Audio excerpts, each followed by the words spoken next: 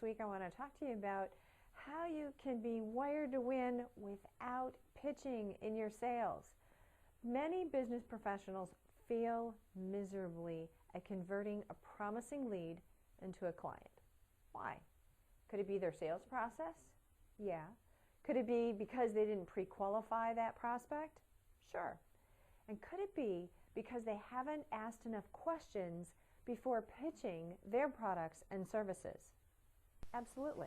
And there's something few people even consider. They operate from their very own wiring, which often gets in the way. Your natural wiring is present at birth and stays with you your entire lifetime. Yet, few people actually know how much their wiring affects their decisions, their relationships, and their sales. They spend so much time and money looking at the latest pitch and fail to consider the very thing impacting the sales process, hardwiring. So would having a deeper level of insight into how people tick help you to close more sales? You bet it would. Cue in on how others need to receive their information and watch. Watch as you improve your relationships, your communication, and your results. Whether you're conveying an idea, networking, or even working with an existing client, there's an element of your natural wiring that can make or break any conversation, and that is pace.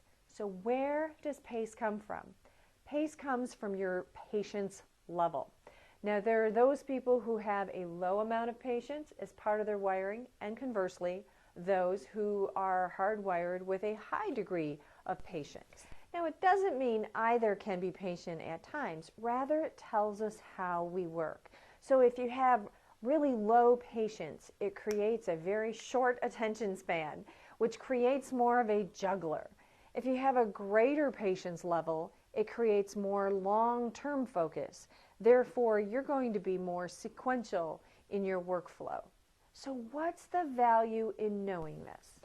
Recently, I was reminded of an interaction that happened between two of my clients. One was much more methodical, methodically wired, and she asked for some feedback. And in rapid fire, the impatient client had already thought of a solution and was rapidly firing questions at her. Now, before my methodically wired client could even answer his first question, man, that impatient client was firing another question at her. All of a sudden, I noticed that my methodical client had this look of frustration on her face. She just was not able to think through her thoughts fast enough to be able to respond quick enough for my client who liked his information quickly and was giving her that those rapid fire questions. And meanwhile, my client, who is wired more impatiently, just wanted to get all of his ideas out and all of the questions out before he forgot them. So I gestured to my impatiently wired client to slow it down. Now, we all laughed at the situation, just recognizing what had just happened. But imagine that same scenario if you were talking to a prospect. So remember, when someone talks quickly or reacts quickly, they typically like to receive their information in the same way. Conversely, if you're wired to talk more methodically, you like to deliver your information in the same way.